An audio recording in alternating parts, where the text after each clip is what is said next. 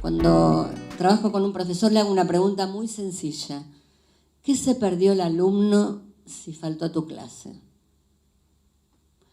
Parece sencilla, pero es complicada, ¿no? En el sentido de que a veces, ¿qué se pierde? Esta pregunta en realidad me surge porque hablando con un alumno de cuarto año de una escuela, le pregunto, che, ¿y qué tal los otros profesores? ¿Qué sé yo, Laura? ¿Pero vos no venís a la escuela? Sí, sí, pero saco fotocopias. Entonces, mi pregunta es, ¿dónde está la diferencia? ¿Qué pasa en el aula que no pasa fuera de ella? Bueno, yo quería empezar diciendo que yo creo que los tres libros tienen que ver con hacer ciertas operaciones en el presente. Es decir, en el Hannah Arendt hablaba de la brecha del tiempo, ¿verdad?, que es la que nos obliga a pensar, ese lugar que cada generación tiene que pavimentar con laboriosidad. Y entonces la palabra pensar aparece al final de las palabras preliminares del libro de Denis, cuando dice: es preciso habitar la experiencia, aprender a cuidarnos, estar atentos y pensar. Es decir, no hay garantías. Y una de las cosas que me ha gustado mucho del libro de Daniel, que tiene un oído muy fino para las palabras y para diferenciar su sonoridad, aunque sea la misma palabra en diferentes contextos de enunciación, es que hay un momento en que hace como un doble listado de las palabras que suelen hablar los profesores, y entonces dice que algunas de ellas tienen que ver con cómo llevar a cabo la enseñanza y otras tienen que ver con cómo volver sobre lo que hacemos habitualmente para pensarlo mejor, como si hubiera un vocabulario del hacer y un vocabulario del pensar. Y yo creo que deberíamos felicitar a Noveduk porque está produciendo también una biblioteca del pensar, digamos, que tiene que ver con la operación del presente, ¿no? Y pensar tiene que ver con distinguir, no solo con relacionar, ¿no? Entonces, el libro de Denis, a mí me ha interesado mucho la manera como alerta de algunos peligros. Cualquier cosa es fármaco, puede ser remedio o veneno según cómo se lo mire, ¿no? Y entonces ella habla de la robotización y de la mercantilización fundamentalmente, ¿no? Tiene que ver con la venta de baratijas pedagógicas de bajo coste a todo el mundo. Y el libro de Daniel hace una distinción muy bonita que a mí me ha hecho también pensar mucho en relación con la tradición. En mi libro hay un poco esa búsqueda de linaje. Hay un capítulo sobre Gabriela Mistral, donde Gabriela Mistral dice que todo oficio es un linaje. Y entonces Daniel hace alguna operación muy interesante sobre a qué linaje merece la pena pertenecer. ¿Me cambio de micrófono? ¿Querías este? No hay caso. No hay caso. Entonces, a lo mejor, no sé, podríamos pensar eso, ¿no? Podríamos comenzar por ahí. O sea, yo creo que los tres libros tienen que ver con buscar una tradición a la cual valga la pena pertenecer. Y los tres libros tienen que ver con alertar de algunos peligros, digamos, con ser capaces de distinguir entre algunos peligros.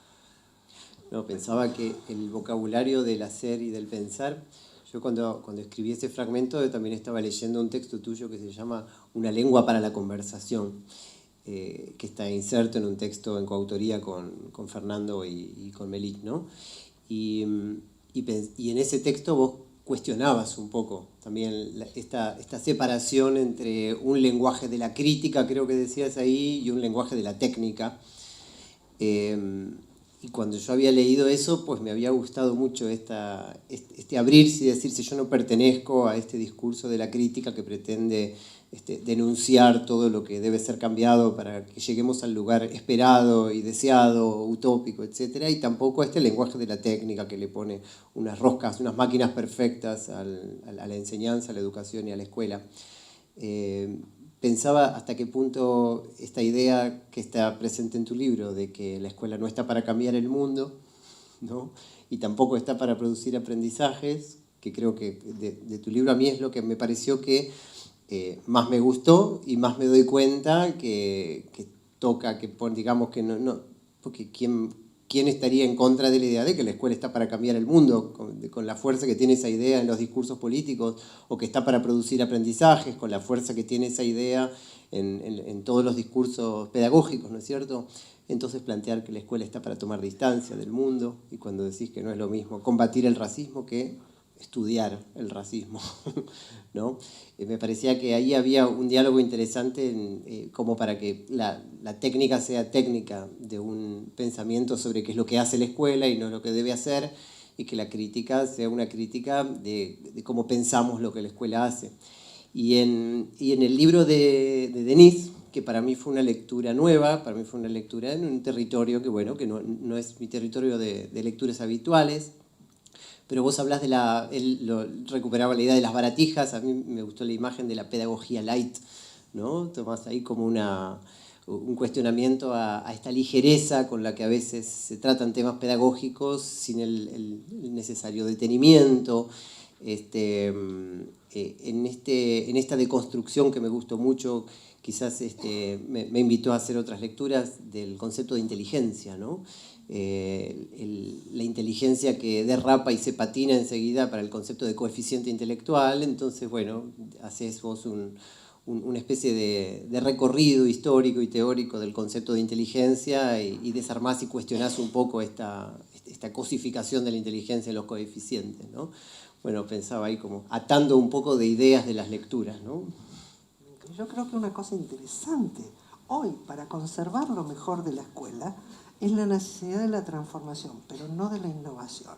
Esa transformación en muchos casos puede querer decir recuperar cosas perdidas, como aprender poemas y recitarlo, que en algún momento esa pedagogía light descartó y tiró a la basura, siendo algo fundamental para desarrollar un sentido estético, ético y un momento de un compartir. Entonces creo que esta palabra linaje nos ayuda a salir de la dicotomía, dándonos una forma específica de construcción.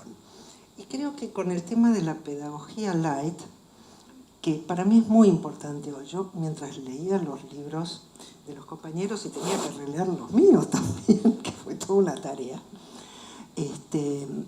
fue creciendo cada vez más una preocupación, que tiene que ver en realidad con el próximo libro, y es que nosotros tenemos ahora una versión particular de la pedagogía light, que yo lo llamo el neuroconductismo recargado. Y está recargado algorítmicamente. Es un horror el nombre, pero es lo que es. Y creo que es importante nombrarlo así porque se habla de la educación emocional. Y una cuestión que tiene que ver con la pedagogía light y con esto que vos decís que yo recorrí esta noción de inteligencia, es la inmensa desgracia de haber construido la noción de inteligencia emocional.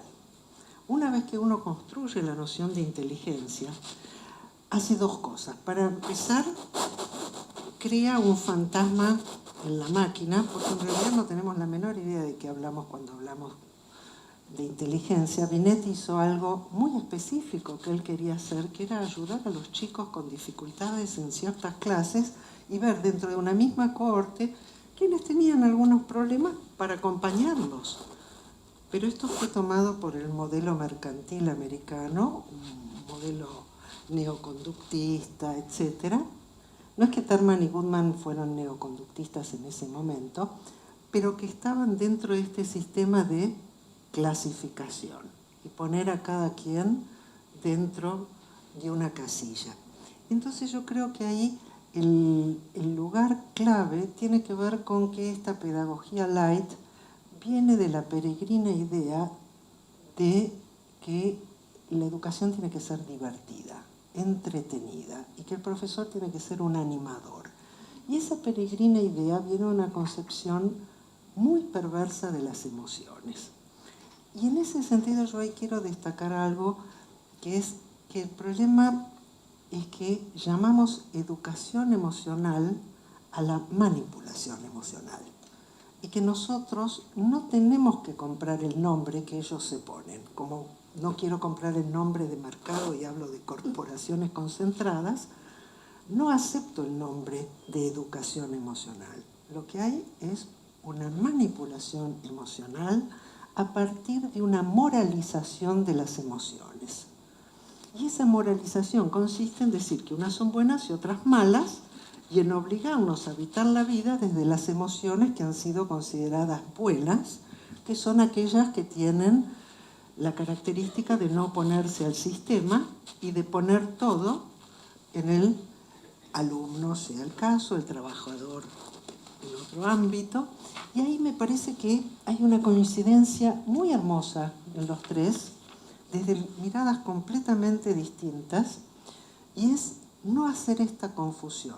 El pensamiento está ligado a la emoción. No existe un pensamiento no emocional, pero no busca el entretenimiento. El pensamiento es despliegue del deseo y la potencia de existir. Y en ese sentido es alegre. Pero la alegría no tiene nada que ver con el entretenimiento.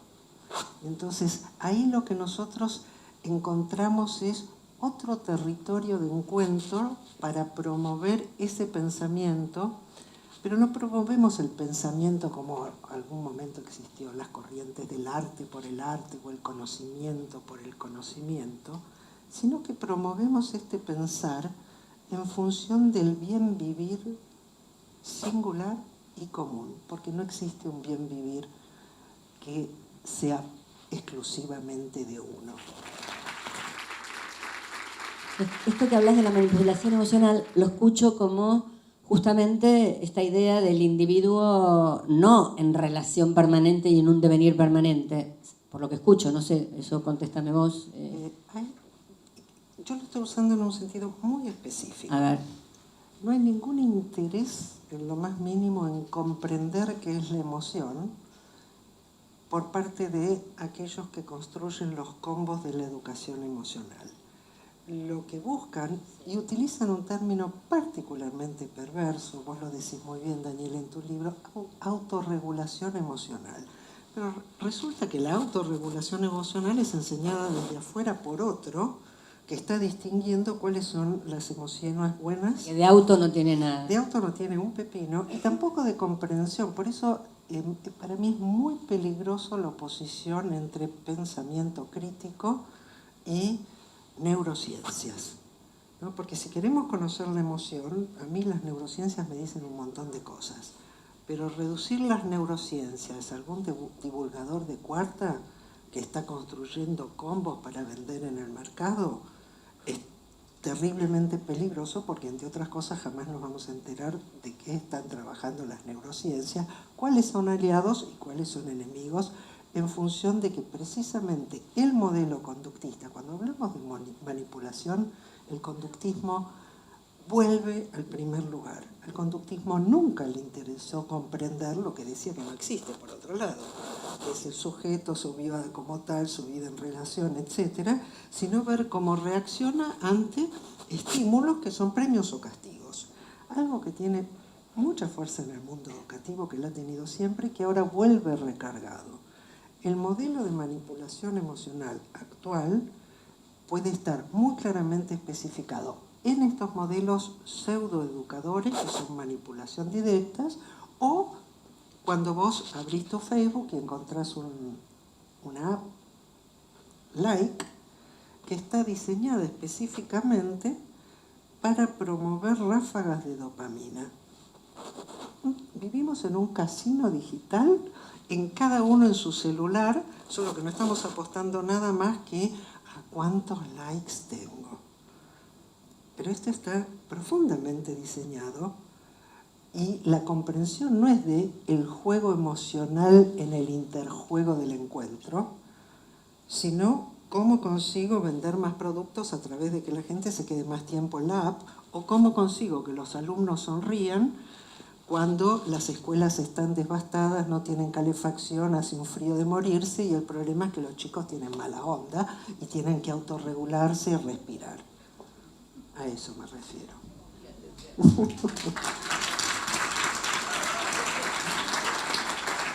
¿Qué piensan por acá? Jorge.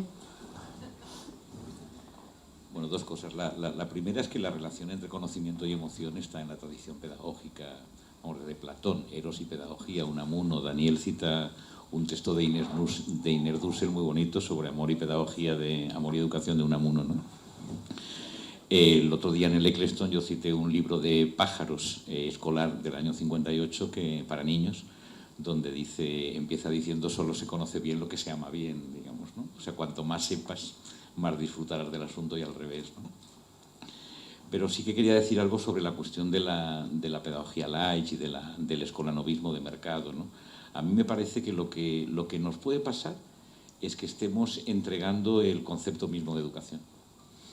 Es decir, que solamente eso, si pueden vender las baratijas que venden, o se pueden presentar como educativas las cosas que se presentan, es porque hemos entregado qué es educación, ¿no? Hemos entregado un poco la biblioteca del pensar, que decía Daniel, ¿no?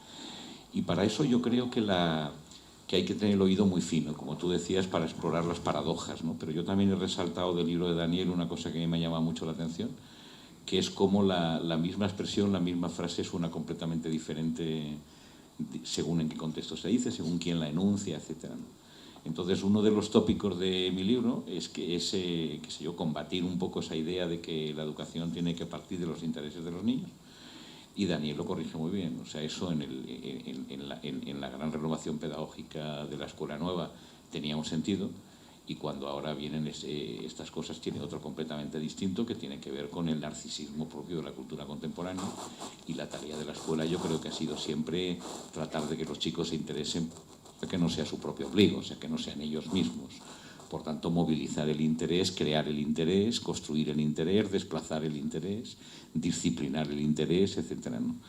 Entonces, a mí me ha parecido que cuando tú, por ejemplo, citabas, ¿no?, los textos clásicos en los que se hablaba del interés de los niños, ¿no?, y se hablaba así, pero el objetivo fundamental tenía que ver con pensar la educación todavía como una vinculación con la cultura, como una iniciación al saber y como una cierta apertura del mundo.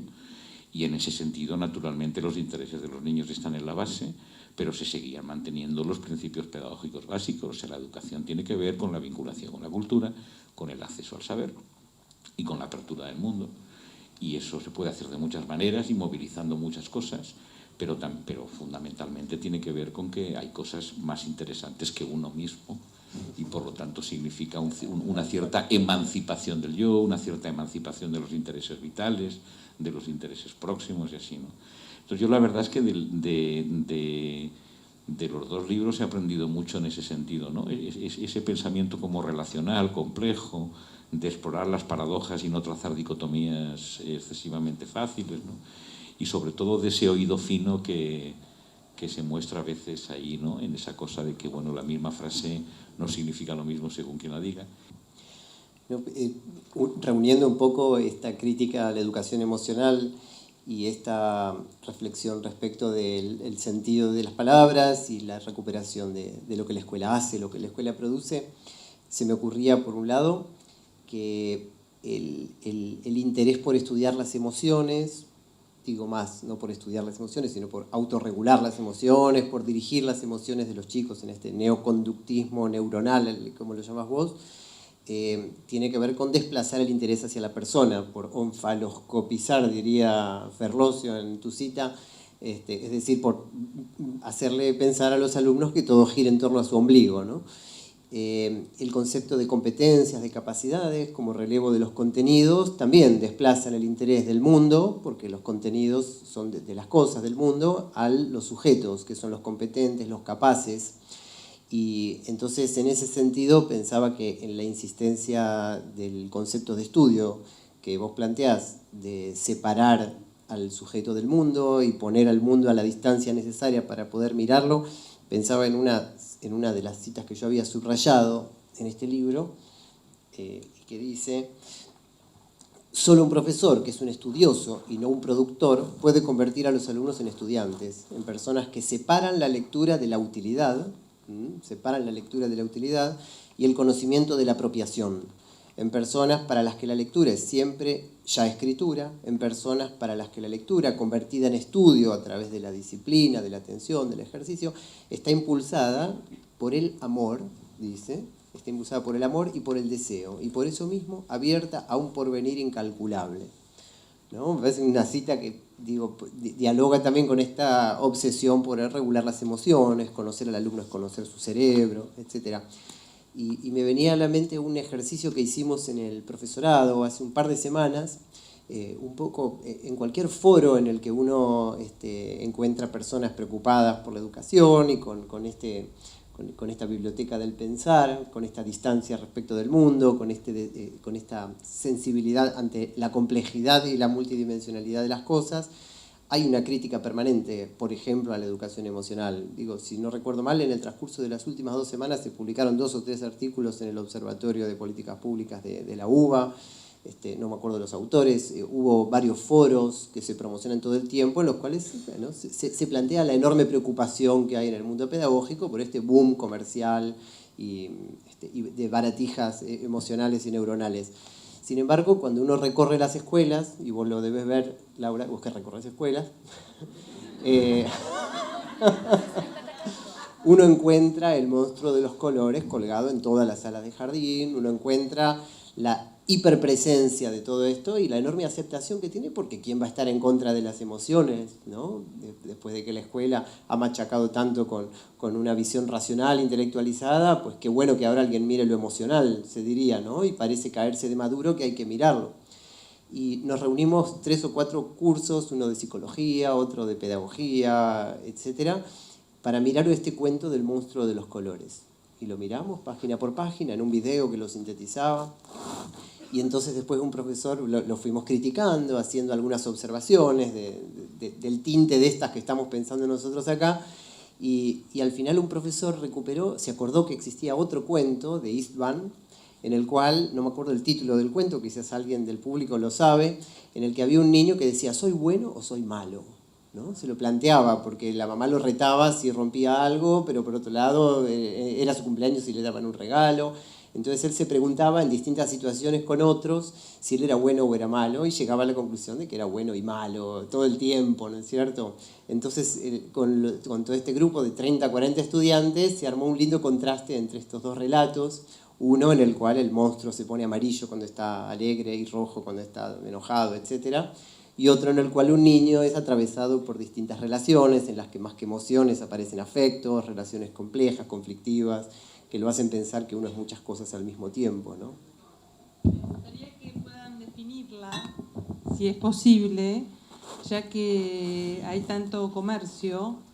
Creo que también hay tanto comercio porque se compra, y es tanto la baratija y la facilidad con la que la gente compra, no solo por lo que es fácil, sino porque lo necesita, porque no sabe cómo hablar, ni tampoco sabe cómo conversar. Entonces, creo que también lo compra por necesidades varias de falencias. Lo veo como psicóloga, lo veo como asesora de jardines, lo veo como neurocientífica que soy. Entonces, me interesaría muchísimo saber qué piensan sobre la emoción. Obvio que pienso que la emoción no tiene una cuestión ética, uno siente lo que siente, no es ni bueno ni malo. Pero creo que aparte la gente no sabe hablar sobre las emociones que siente. Cuando uno dice, ¿qué te va pasando? ¿Qué te pasa? La gente se queda callada. La gente no sabe ni nombrar lo que le pasa. Ni grande, ni chico, ni mediano. Entonces me interesaría muchísimo su saber sobre la emoción. A mí me parece que la educación ha tenido siempre que ver con ofrecerles a los chicos, no solo ofrecerles en el sentido de dar, sí, ofrecerles a los chicos palabras para nombrar lo que son y lo que les pasa, para nombrar el mundo en definitiva, ¿no? Entonces tengo la sensación de que en los últimos tiempos ha habido una degradación y una privación de lenguaje gigantesca en el mundo en el que vivimos. Eso tiene que ver con que nos estamos quedando sin palabras, no solo para las emociones, sino para muchas otras cosas. Y yo creo que para hablar de las emociones, o de lo que ahora se llama emociones, y antes eran las pasiones, y antes eran otras cosas, pues toda la vida ha habido maneras, que es, pues, para eso nos ha servido la literatura, el cine, las conversaciones con los amigos. Yo tengo un amigo que es maestro de primaria, sé que se leía mi libro Yo temblaba, ¿no?, que él dice, bueno, él me contaba un día, yo la primera hora con los chicos siempre hago lo mismo, ¿no?, leer y hacerlos hablar, ¿no? Claro, vino enseguida alguien y dijo, desarrollas competencias comunicativas. No, Yo leo y les hago hablar.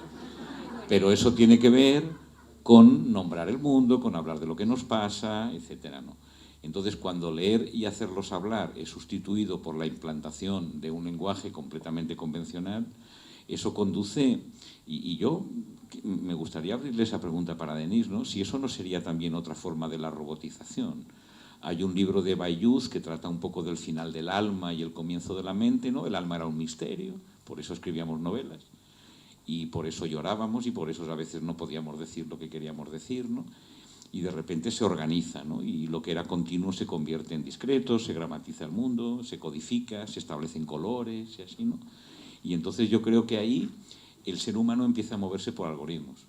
El algoritmo tiene que ver, ante tal posibilidad, haga usted automáticamente tal cosa, ¿no? O sea, sí que tendría que ver con la robotización. O sea, porque sería la implantación de un lenguaje emocional que tiende a la robotización emocional, digamos, ¿no? Pero claro, yo creo que si nos quedamos en eso de que a la gente le falta palabras y necesita hablar, pues que la siguiente pregunta, y yo creo que es pedagógicamente legítima, es ¿con qué lengua? Y yo creo que ha habido, no sé si ha habido siempre, pero se puede pensar una lengua noble para hablar de las emociones, que es la lengua, yo creo, que trabaja mi amigo Martí cuando dice yo la primera hora me dedico a leer con los chicos y a hacerles hablar. Pues eso es aprender el mundo y abrir el mundo y conectarse con la cultura, ¿no? A mí me hizo acordar a lo que, bueno, nuestro amigo Carlos Escliar insiste en que es preciso devolver la educación, él dice, a la patria de los afectos, ¿no? Creo que utiliza esas palabras. Y cuando dice eso se refiere a que hay que devolverla a una forma de pensarla, de nombrarla, de decirla. Él insiste en la búsqueda de un lenguaje para hablar de la educación y que sean nuestras propias palabras.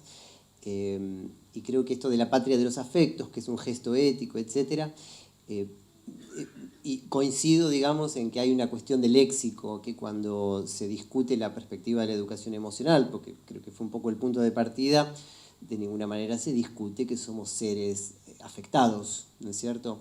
Pero que no es exactamente lo mismo asumir que somos seres afectados y que esa afectación hace que enseñemos, estudiemos, aprendamos, nos encontremos de una determinada manera. Eso no significa negar la emoción, sino nombrarla de otra manera, porque según cómo lo nombramos, la emoción o el afecto cae en nuestro modo de hacer escuela de una manera diferente, ¿no? La verdad es que yo coincido con Laura, que hemos compartido espacios, ¿no? Y algún alumno me decía, Denise, nunca una definición. Pero nada más que para ser distinta a mí misma, que es una cuestión interesante del linaje, ¿no? Y como vos pediste, la Real Academia dice que la emoción es una perturbación del ánimo.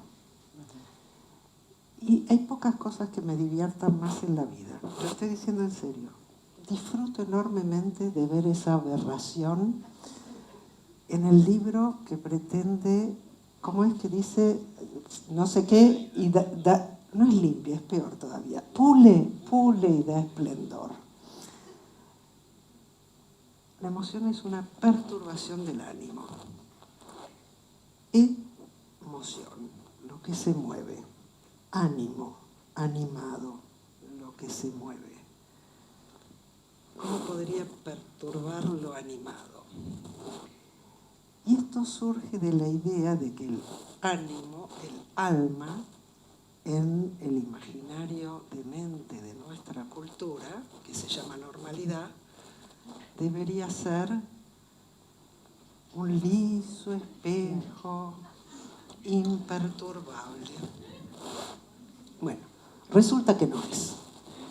Entonces, en vez de definirla, abrimos un campo problemático en relación a la emoción y recuperamos toda una cantidad de experiencias. Me gusta mucho lo que dijo Daniel de Escliar, me encanta lo que comenta él de este profesor.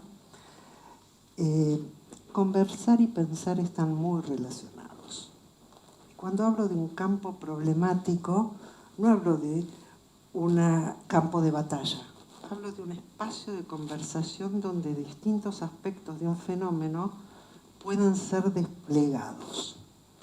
Y entonces pensar hoy las emociones, para mí, otra palabra que dijo Daniel, tiene que ver con un término que prefiero, que es el afecto.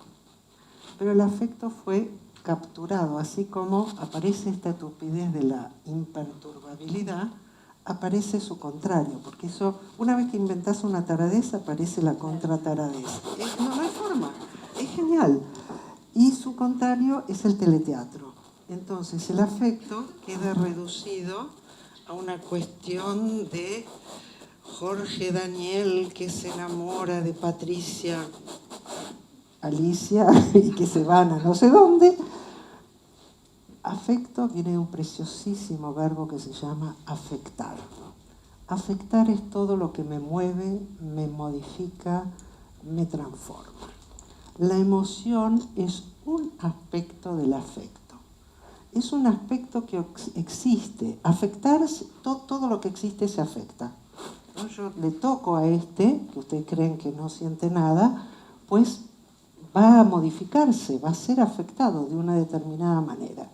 La emoción es algo que existe en los seres vivos y que les indica en ese fluir de su modo de existir en el encuentro si algo los está componiendo o descomponiendo, destruyendo o siendo sinérgico con ellos. En una caleidoscópica variedad, porque somos seres muy complejos, por eso tenemos muchas y distintas emociones, y todas ellas son necesarias para saber lo que nos pasa y para poder pensarlo.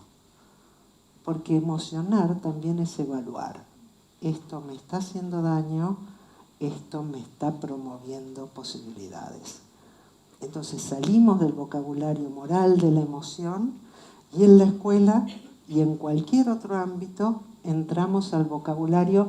Yo hago una distinción muy fuerte entre moral y ética, un vocabulario ético que tiene que ver con el modo de existencia y que abre la posibilidad de pensar la ligazón inextrincable, como ha hecho ya Damasio, entre muchos otros, entre el pensar y la emoción.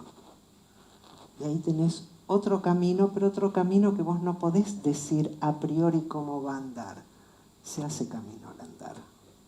Quiero retomar un fragmento muy corto de un texto de David Grossman, que es un escritor israelí que cuando recibió un premio hizo una exposición llamada La palabra contra los depredadores. Hacía poquito había muerto su hijo en el frente y dice lo siguiente: este es el gran misterio, la gran alquimia de nuestras acciones. En cierto sentido, en cuanto aferramos la lapicera o tecleamos en la computadora, dejamos de ser víctimas indefensas de aquello que nos ha sometido y humillado antes de que empezáramos a escribir. Escribimos. El mundo no se cierra sobre nosotros. Qué suerte tenemos. El mundo no se hace cada vez más estrecho.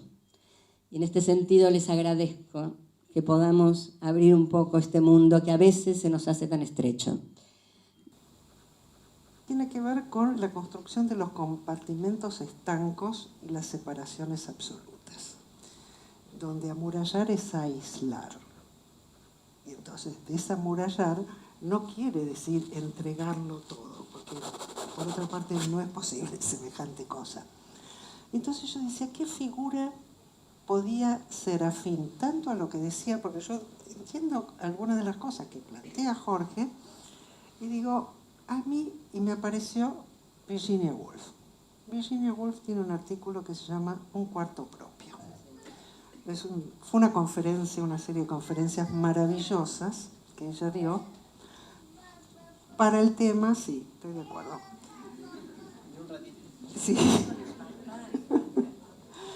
El tema era la mujer y la literatura, ¿no? Y en vez de hablar de la tradición, del libro de Jane Austen y qué sé yo, de todas las mujeres, que tampoco eran tantas, que habían sido grandes literatas, ella dice, lo que se preguntó, ¿qué necesita una mujer para poder escribir literatura?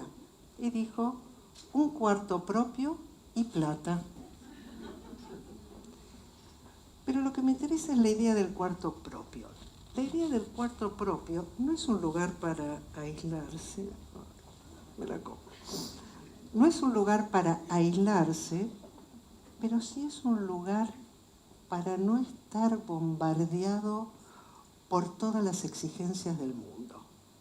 Porque aislarse, desde el pensamiento complejo al menos, es absolutamente imposible. Uno está siempre entramado en la naturaleza, en la cultura, en el mundo en el que vive. Pero muchas veces precisa de un cuarto propio. Y un cuarto propio no es el propio ombligo. Porque si es un propio ombligo, Totalmente. no es un cuarto propio. Ella quería ese cuarto propio para escribir estas maravillas, una de las denuncias más extraordinarias de la educación patriarcal, por otra parte, y que tiene que ver con estas necesidades del pensamiento que muchas veces no consideramos. Y que este lugar de decir, la escuela, cuando él plantea a Jorge que necesita separarse de esas exigencias que hoy se llaman mercado, pero insisto, son las corporaciones. Y es tan claro que son las corporaciones que las pruebas PISA las diseña la OCDE. Y parece que hay mucha gente que no tiene ganas de darse cuenta. Y es tan claro esto que ninguna de las pruebas de calidad tiene asociado ningún sistema de investigación ni de puesta en práctica de mejoras de ningún tipo. Entonces, cuando pensamos en un cuarto propio, no pensamos en aislarlos, ¿no? Y ahí el tema es qué membranas queremos. Tal cual. No qué y qué murallas. porosidad sí y qué no. ¿Y cuándo? ¿no? Desde el punto de vista de lo espacial, pensaba, ¿no? Porque la muralla, etcétera, si bien es el borde, y hablamos de bordes o de porosidades, muralla, etcétera, pero pensaba que en tu libro todo el tiempo hay un intento por romper bordes, estructuras, desencasillar, los límites que imponen las disciplinas, en fin, digamos, ¿no? Todo lo que sea estanco. Entonces hay un esfuerzo por que la metáfora sea la de abrir y conectar espacios entre sí. Y creo que en el libro de Jorge hay un esfuerzo por metaforizar a través de las espacialidades, un poco en el sentido tal vez que vos pensabas los paisajes, porque en el capítulo 4 Jorge habla del refugio, del enclave, de la madriguera, del asilo, del limbo, de la sagrera. Son todas metáforas espaciales a las que busca, pero como un juego, de una manera lúdica, digamos, hacer analogías entre la escuela y cada uno de esos espacios, ¿no es cierto? Entonces creo que hay también un ejercicio de pensamiento que es tomar lo espacial como excusa para pensar y por supuesto si eso se toma desde una perspectiva epistemológica genera algo, y si se busca desde este ejercicio de descripción, ¿no? A través de pinceladas, como lo hace Jorge de la escuela, genera otras cosas. Porque los muros encierran pero también protegen, permiten apoyarse, y los muros humanos tienen ventanas y tienen puertas. Denis pensaba en el cuarto propio y es verdad, o sea, el cuarto propio significa un lugar protegido. La condición de la teoría es un lugar protegido, es un lugar que no está a la intemperie, ¿no? Y que permite al ser humano como observador y permite una cierta distancia. Pero yo aquí el texto en el que pensé inmediatamente es en Puente y Puerta de Simmel, ¿no? Un muro tiene puertas y la puerta se abre y se cierra, y la puerta da la bienvenida y no da la bienvenida a veces, ¿no? Y una puerta es un umbral, es una transición también, ¿no? Entonces yo creo que más allá de las dicotomías de más muros o menos muros así, tiene que ver con explorar un poco la complejidad de los muros humanos, y sobre todo que los muros de las escuelas son muros muy particulares. Tampoco son exactamente iguales que los de la prisión, no son exactamente iguales que los de un centro comercial, no son exactamente iguales que los de un barrio amurallado, ¿verdad? Entonces yo creo que pensar los muros de la escuela merece la pena, porque son muros muy interesantes, digamos, ¿no? Y las puertas de la escuela también son puertas muy interesantes, y las ventanas de la escuela son lugares de paradojas, de contradicciones, de despedidas y de saludos, ¿no? Entonces a mí me parece que lo que invita un poco esa idea de la escuela como refugio es, bueno, pensemos la separación, pero pensemos el muro y lo exploremos fenomenológicamente y explorando sus paradojas y así, ¿no? Yo creo que va por ahí un poco, ¿no? Tratando de unir a los tres, se me ocurrió armar una frase, porque representa un desafío para todos los que estamos acá. El desafío es estar en confianza, mirando a la escuela y a los profesores, para ver cómo cuidan o cultivan un saber entramado. Y yo-